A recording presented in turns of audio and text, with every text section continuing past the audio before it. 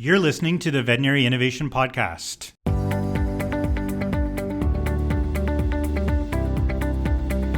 Hey, you're listening to the Veterinary Innovation Podcast. My name's Shawn Wilkie, and along with my awesome co-host, we interview innovators every week. Ivan, why don't you go and introduce today's guest? My name is Ivan, and we're introducing today Dr. Stacee Santi, a friend of mine and a founder of Vet2Pet software company. So what we know about Stacee is that she founded Vet2Pet software tech company that builds customized apps for veterinary client engagement in 2013. She's a graduate of Colorado State Veterinary University, and she's a president-elect of Colorado Veterinary Medical Association, known as CVMA. And as we discussed prior to the podcast, that's also an abbreviation for Canadian Veterinary Medical Association and Californian. So it sounds like she's getting all three titles in one, which is a joke. So we were laughing before the podcast. It's a good joke. Okay. On the personal side of things, what we know about Stacee is she is a former roller skating champion of New Mexico. Wow. Do you still do that? No, I was like 8. You know, it's an easy market to tackle. Okay. And do you also rollerblade? No, I cannot rollerblade. That's so hard for me because I learned roller skating on 4 wheels. Okay. And rollerblading, the stops in the back and on the, I can't do it. Sounds like it could be tragic. Still better than me. And if she were in a Harry Potter house, she would be in Hufflepuff. So that's what we know about Stacee. So Stacee, I've known you, I think, since 2000, maybe 15. I think no, we met before. But I remember the one sort of meeting where we really got to know each other was with Joel Parker. I think we were in one of his owners' conferences, and we kind of spent time there, but also in the conferences here and there. So I sort of wanted to ask you, what did inspire you? The whole podcast is about innovation, how it comes to the veterinary minds, and how do we get off our sort of veterinary day-to-day routine and say, I want to change something. So how did that come to you? How did you say, I want to change something? And how did you get into whole app development for the veterinarians? Well, it's so funny because it's a pretty hard left turn I took, and I didn't have ever any intention of building a company. What happened is I was in clinics. I practiced in Durango, Colorado, and it snows so much in the winter here. We only do heartworm prevention from May to October. So getting everybody ramped up on their heartworm prevention is a big deal for us. I was in clinics one day. It was April. I was talking to my clients one after another, and I was saying, okay, let's get you your 6-pack of heartworm medication and flea and tick medication. And every single time I was in the room, my clients were saying, oh, don't worry, Dr. Stacee, I still have some from last summer. And I'm like, you should not have any left over. You are supposed to give it every month so it will work. And I realized at this point that my clients were forgetting, and they were forgetting because the only solution to remember was the stickers in the box of medication that you put on your calendar. And most people don't have those kind of calendars anymore. At least I didn't. And I actually thought to myself, ooh, I'm guilty because I forget to give my medicine to my dog too. And the reason is because we're forgetting. And I've always loved technology, and I actually had a smartphone, and I have it sitting there in the pharmacy where I would write my charts up and stuff. And I got caught myself looking at my phone when someone would send a push notification. And so it would be something like, oh, I didn't even know I wanted a Domino's pizza right now at 11 o'clock in the morning, but maybe it sounds like a good idea. And I realized, if I was, as a vet, could send a push notification to my client's smartphone, I bet you they would remember to give their heartworm medicine because they were forgetting, because there's just no good way to get their attention. The world's getting noisier and noisier all the time. And I decided I was going to get an app for my practice, and I was going to send this push notification on the first of each month to say time to give your medication. And it turns out nobody was building that. And I ended up deciding, I'm going to just do it myself, I guess. And I found a developer out in San Francisco, and I asked him if he could build me an app that could do this. And he said yes. And that's how I got started. That's fascinating. So can you just walk us a little bit through? Because I had a similar experience with SmartFlow where I experienced a problem in the hospital and then I thought I want to solve it. I looked for software and then I didn't find it. Was that the same thing? You were looking for software and you couldn't find it and then you decided to build it? Yeah, I Googled it because I figured, well, someone's building this for the veterinarians. And, there was pet portals. And the beef I had with those is they had everyone else's name on it. It would say, Petly or ePet Health or whatever it was. And maybe because I'm selfish, I wanted full credit. I wanted my clients to know they were doing business with me at Riverview Animal Hospital. And I wanted to have my own app in the App Store where I could be in control of the data. I could be in control of the messaging. It was a connection between me and my clients. That's the relationship I'm trying to foster. Okay. And no one was building it. And so I thought, well, that's weird. And I thought maybe I didn't Google good enough, but I think as it turns out, no one was building it. I learned later. Wow. And can you take us from, this is an interesting step. This is where I think this sort of aha idea comes. And then how do you take yourself from, it sounds very easy. So then I thought I should build it and I found a developer in San Francisco.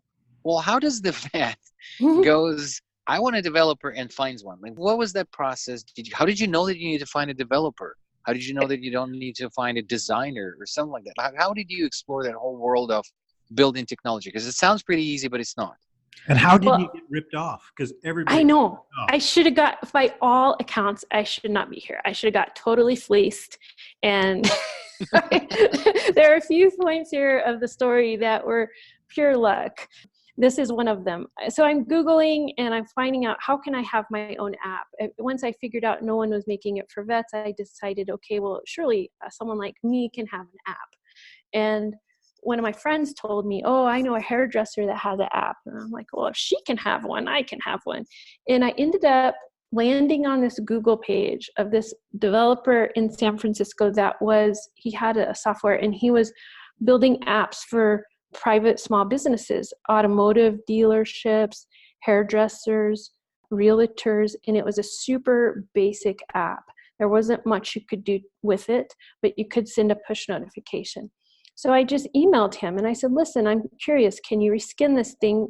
Can I put my vet practice in there? We've got to change a few of the words and stuff so it's for animals. He said, yeah, we can do it. He goes, you got to become an Apple developer and a Google Play developer. Then he said he would code my app and drop it in my account. You remember Office Space, the movie? Yes. You remember how they were trying to figure out how to laundry the money? And they were looking it up in the dictionary. And then they had all kinds of people they were just randomly asking. That's what I kind of picture. You were sitting there. How do I build? The hilarious thing is that when I decided to build SmartFlow, I went to, what's the bookstore? Chapters. And I bought a book. How do you build an app and make money on it?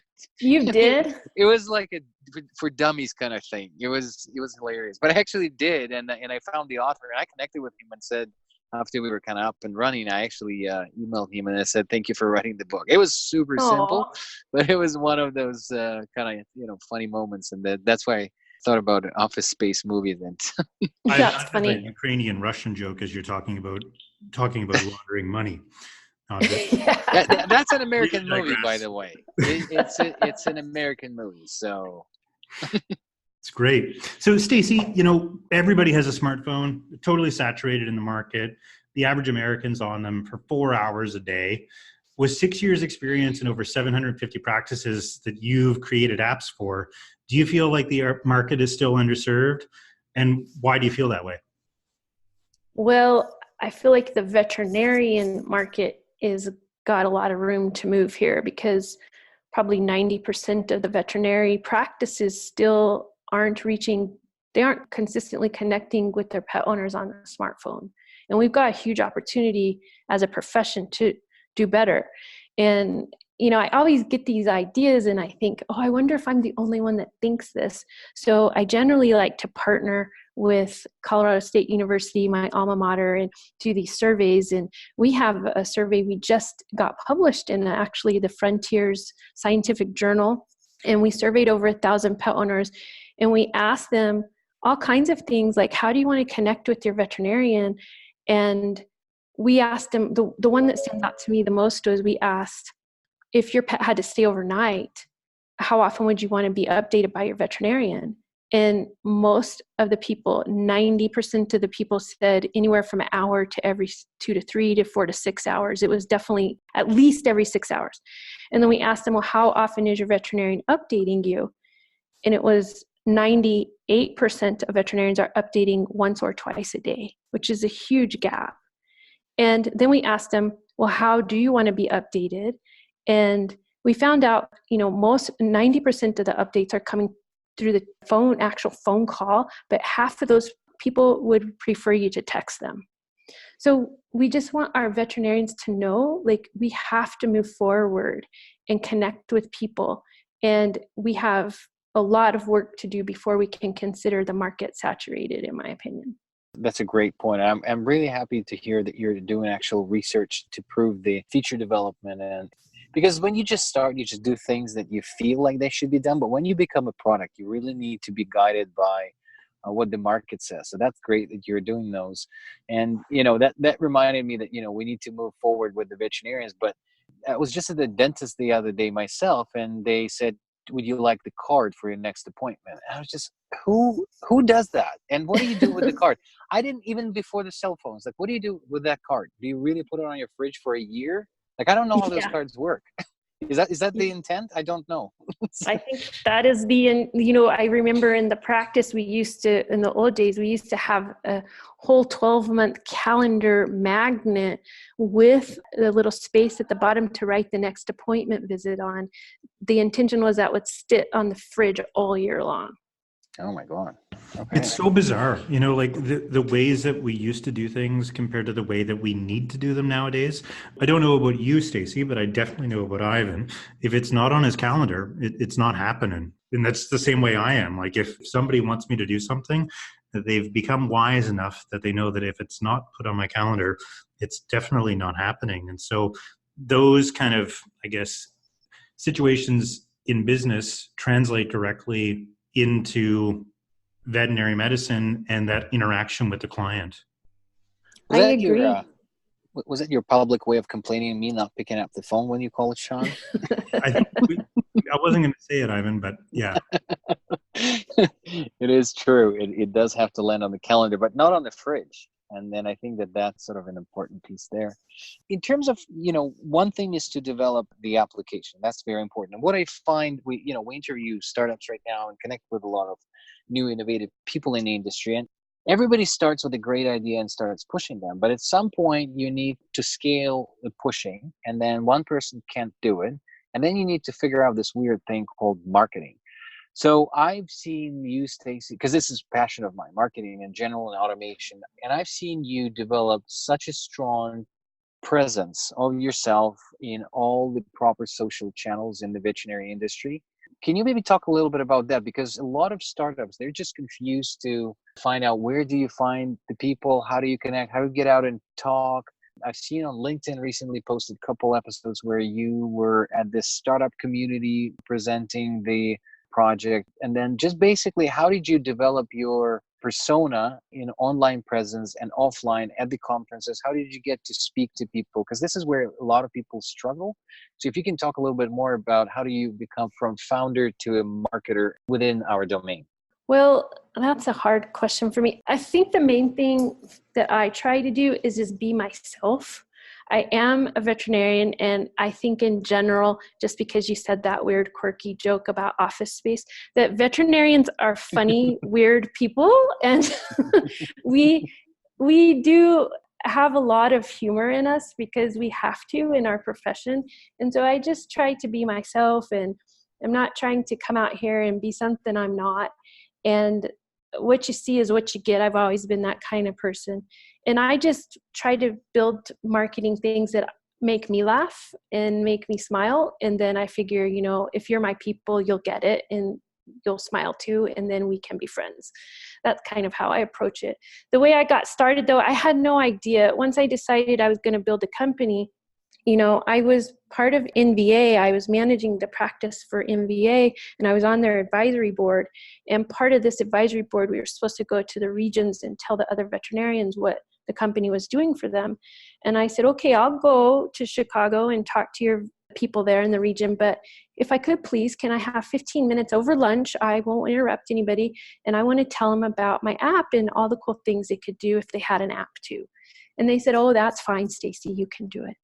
So I would get up there with my little PowerPoint and I would just talk to the vets and I'd say, listen, if you do it this way, your clients will do this and then you can do that. And I would show them the benefits.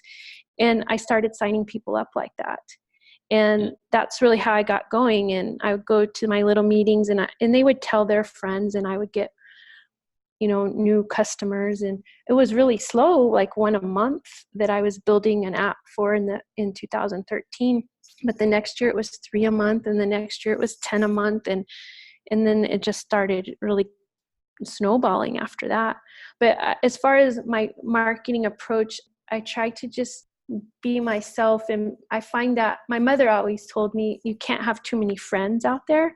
And there's no reason to feel like you got to protect everything and be competitive, because I wouldn't have met either of you guys if I had that mindset. I just like meeting new people, and everyone's got something to share and offer and bring to the world. So I try to find that way. That's fantastic. And we try to ask some hard questions too. So there we go.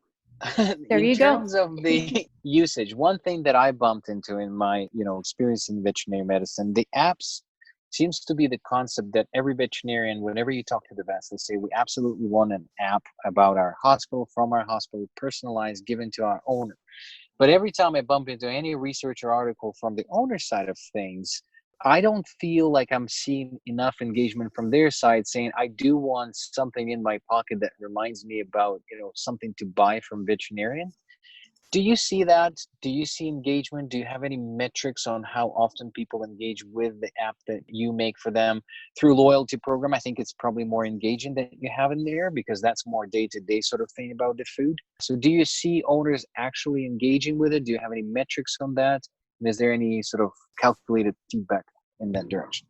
That was like 6 hard questions, Ivan. You got it. I know. I wrapped it up. Do you got that all written down, Stacee? Go ahead. I've got it all written down. So obviously, if there was an engagement, I wouldn't have a company. And I think... Good answer. That answers all 6. Mic drop right there. I think that, you can't ask a pet owner about if you would like something you never had before. It's harder for them to answer that question because they don't really know what's possible.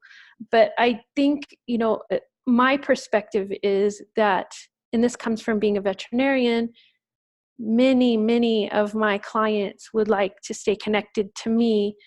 And I also would like to be connected to them. That's why I named the company Vet2Pet, because I'm trying to build a connection to my clients and build out and strengthen the veterinary client relationship.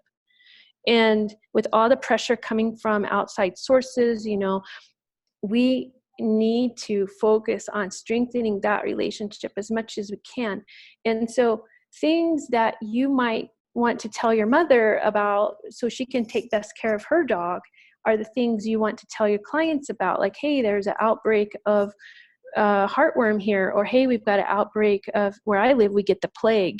So when we see things like this as veterinarians, we need to do a better job connecting and communicating that with our trusted clients so they see value for us and they don't just go Google. Because the more we can communicate with them, the more they understand the value of the veterinarian's presence in their life.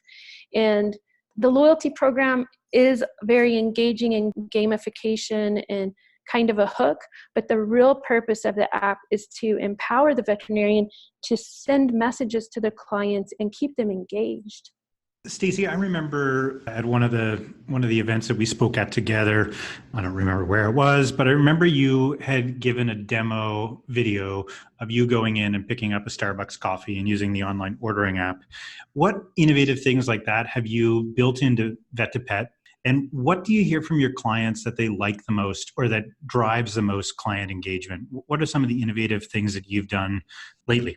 Well, the big ones are the loyalty program, the selfies. This was a big hit. I have a crazy, ridiculous amount of selfies in my database. Like, it's absurd, like 70,000 selfies that pet owners have shared back to the veterinarian. Because if you think about how fun that is, you want someone to love your pet as much as you do. And luckily the veterinarian does. So you've got that bond where you can both like giggle over the cute picture of your pet, because that brings both people joy.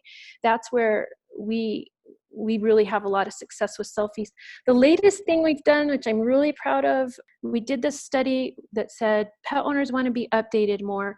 So we came up with this concept. We made a little sign for our practices. They can get it from our marketing store. And it says, would you like to get more updates while your pet is hospitalized with us? If so, download the app and let us know. And then we made this really cute little tag that the dog wears. It looks like a luggage tag, and it says, somebody loves me like a lot. So send them messages about me throughout the day in the app. And that way the whole staff knows, like, hey, we've got a live one here. We need to do a little extra. We need to take better care. And then we can build that client relationship even stronger and increase the value that client's getting and provide a better experience at the practice for that pet owner. And that really is what's going to help protect and insulate the veterinarian so they don't lose market share to other places that are pressuring in for it. One of the things that I thought about when Ivan asked the marketing question was, I've seen you market, we've seen you at, tens of trade shows around. And I always think of you as like one of the nicest, quietest guerrilla marketers that I've ever met. And it's really interesting. Your approach, of just being yourself really is infectious. And I just, since Ivan's being mean and asking you hard questions, I figured I'd compliment you. Oh, well, that's nice. And I do have to give credit because I partnered with some people early on, that copy marketing person, her name's Linda, and a badass designer named Anthea. And I never had anyone do this to me. They interviewed me and they asked me lots of questions like, what are you trying to do here? What is your purpose? Who are you? What do you care about? And they translated that into design. And I think they really did a good job because, they made it clean and fun and interesting. That's fantastic. So the other question that I had come to mind when you were talking about the loyalty and engagement is your loyalty program. And this is, I don't know if it's a fact or not, but it just feels like that probably would be the effect. It brings back the client to buy food from the hospital, which is right now a huge problem with the Chewies and the Amazon and everything. Do you see your app also helping veterinarians to bring the business back into the clinic in terms of the food sales, as opposed to going to Amazon and others? Well, I think, yes, what we have to do for the veterinarians, if they want to be sustainable businesses, and we're competing against companies with a lot more money and a lot more power. I mean, I order something from Amazon, it's out on my doorstep tomorrow. That's a hard one to battle. But I think if we can find ways to get the client when it's convenient for them, and we press that channel, we'll be able to stay in the game. So I always ask myself, wonder what Chewy would do if they got residents in my practice with me. Because you better believe they would sign me up for auto ship, and they would sign me up for things that they know are the path of least resistance for me. And this is where we've got to build that opportunity for the veterinarians so they can say, hey, listen, what else do you need today? Because you're already here and this will save you a stop and I'll load it in the car for you. Stuff like this. This is where the veterinarians can win. If they can just shift the frame of mind and become more service oriented, I think that's where we can stay in the game here and not see a bunch of our sales go out the door. Amen. I think that also thinking not only as what would Chewy do, but also what would I want as a client, because, the whole phone communication, the whole appointment booking and all of that stuff, we need to start thinking more about the millennial and Gen ZX, whichever one is next. We need to think how they consume information instead of just, doing old things. Half of those people don't pick up the phone. More than half of them. I'm one of those people. I don't pick up the phone, especially when Shawn calls. But, we just need to understand how people consume information and continue in that direction. And I think that you're right up in the front of that sort of movement. Well, one thing I've been thinking about lately, tell me if you guys agree with me. I don't have a study on this, but I think if I am a pet owner and I low on dog food or out of dog food, or I need my Rimadyl, whatever I need to pick up for my pet. And it's a hot day and I've got 2 kids in the car or my dog. Like, I find that a lot of friction to park the car at the clinic, unstrap the children, walk in there, stand in line, grab it, and go. It's way easier for me to order online because of that. So even if the practice could do something like put a sign in the lawn that says, park here, text us, we'll rush the order right out, bring it to you at the car. Things like this is where we've got to take our people, our profession. Because most people want to support their local veterinarian. They do want that, but they're only willing to wait so long, and be inconvenienced so much. Then they've got to jump ship. They just have to. They don't want to, but they have to. We have to stop that jumping of ship. Yeah, no, I agree with you. And I think you're absolutely right. Finding the ways to make it more convenient to the clients, finding the way to match these big services, and every step of the way, it kind of goes back to, what do you do in your practice and what's important? Because when you're running in circles and thinking about your revenue and how do you increase things like more number driven, we forget to think about what is the customer satisfaction, how do they want to be served, and what is also our staff satisfaction, how they want to deliver those services. I think this is a big thing that I'm sort of diving in right now as I'm in my semi-retirement. I'm looking into the whole burnout of the industry and how can we manage our businesses in veterinary domain that it's not focused on money but focused on people and customers, because ultimately that will drag the money behind and that will grow with it as well. So I think that we all need to refocus and reconsider how do we approach business in this industry. Yeah, all we need to do, honestly, is hang out at 2 places, Starbucks and the nail salon. These 2 places crush any kind of service you could ever think of. That's where Shawn hangs out all the time. Hang out at the nail salon. That's where Shawn is all day long. Starbucks and nail places. So next company he thinks of is going to be great. That's brilliant and beautiful. Hey, Stacee, I've got a question for you. So, you've obviously learned a lot running this type of business since 2013. What are some of the biggest takeaways? And do you have any recommendations, whether it's books or articles or just things that other entrepreneurs, other vets that are in the industry should look at? Anything been kind of game-changing for you that you've come across along the way? Well, I have a few resources I really lean to. This book called Inspired by Marty Kagan. Oh my God, I love that. So Marty Kagan, this is kind of a funny story. When I was deciding I was going to quit veterinary practice, I sent an email out to all my clients saying, listen, I'm going to go do my app thing. I'm in 2 months, I won't be working here anymore. Wish you well, all of that. And I got this email back from one of my clients and he said, hey, Stacee, I heard you're quitting. We're so sad. I've been their vet for like a decade. And he said, I'm going to drop my book by your practice. And if you need anything, just let me know. I'm happy to meet with you. And I'm like, who's this guy? I think he's got a book. Who was this? Well, it was Marty Kagan. No, that book. You're joking. I didn't know who he was at all. This is basically, this is a Bible of product management. Right now, I'm working with a bunch of startups and I'm talking to a lot of people. This is book number 1 that I recommend every person who runs a software company to read and use as a Bible. And when I was at IDEX, every product manager had to read that book. Oh my God. I had no idea who he was. So we went for coffee and, I was telling him about my problems and he's helping advise me. And at one point he looked at me and he goes, Stacee, he goes, you have no idea what you're doing. I said, I know. I feel the same way. He's like, you've got to come to one of my conferences. So I went to one of his conferences in San Francisco and I started learning more about the developer world. And he was your client in the vet clinic. Yes. That's an incredible story. He's on my advisory board and he's an investor in the company. That's so cool. Yeah, he was my first investor. Notes as well. Yeah, he is very nice to me, and this is where my mother's advice kicks in. You just never know. You should be nice to everyone. Thanks so much for listening to the Veterinary Innovation Podcast. We're pretty social people, so you'll find us on every social media channel. Also, you can check out our website at theveterinaryiinnovationpodcast.com. Thanks so much for listening.